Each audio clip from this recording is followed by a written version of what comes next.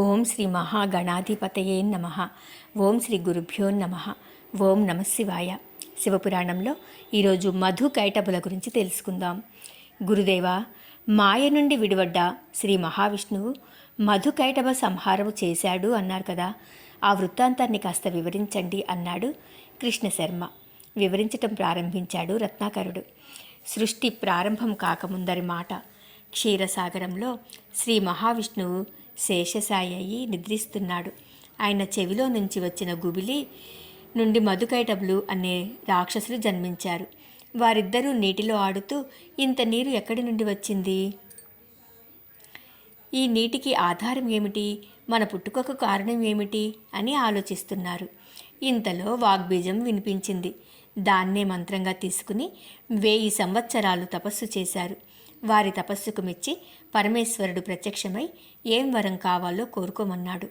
వారు, మాకు స్వచ్ఛంద మరణం కావాలి అన్నారు.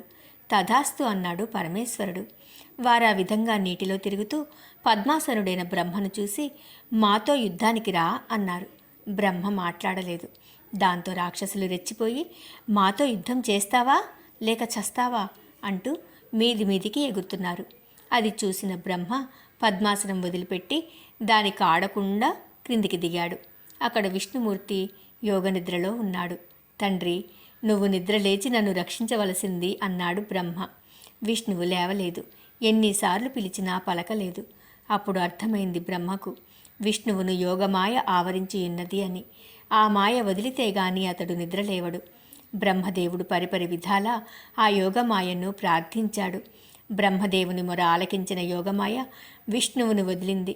తన దగ్గర నిలబడి ఉన్న బ్రహ్మను చూసి, కుమారా, తపస్సు వదిలి ఎందుకిలా వచ్చావు అన్నాడు. జరిగిన విషయం చెప్పాడు బ్రహ్మ. ఇంతలో బ్రహ్మను వెతుక్కుంటూ వచ్చిన రాక్షసులు, మమ్మల్ని తప్పించుకు పారిపోదామనుకుంటున్నావా?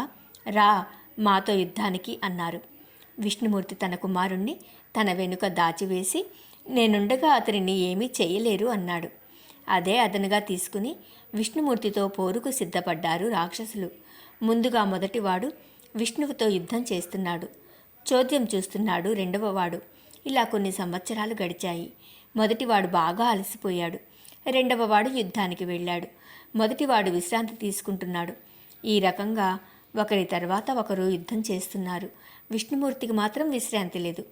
ఒకసారి విష్ణువు, మీరిద్దరూ విశ్రాంతి తీసుకుంటూ నాతో యుద్ధం చేస్తున్నారు, మరి నాకు కూడా విశ్రాంతి కావాలి కదా అన్నాడు.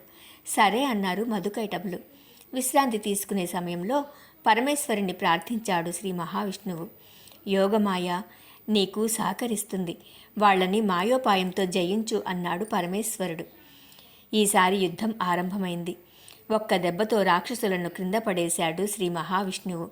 వెంటనే, నాతో ఇంతకాలం యుద్ధం చేసిన వారు ఎవరూ లేరు. మీ శక్తియుక్తులకు మెచ్చాను. ఏ వరం కావాలో కోరుకోండి అన్నాడు. రాక్షసుల అహం దెబ్బతిన్నది. అప్పుడు వారు, నువ్వు మాకు వరాలిచ్చేంతటి వాడివా?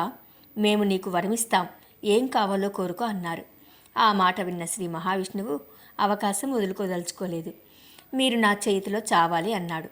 సరే, నీరు లేని చోట మమ్మల్ని చంపు అన్నారు రాక్షసులు. విష్ణువు తన ఆకారం బాగా పెంచేసి రాక్షసులను తన తొడల మీద పడేసి చక్రాయుధంతో వారి తలలు నరికేశాడు అంటూ చెప్పాడు రత్నాకరుడు. ఓం నమశివాయ.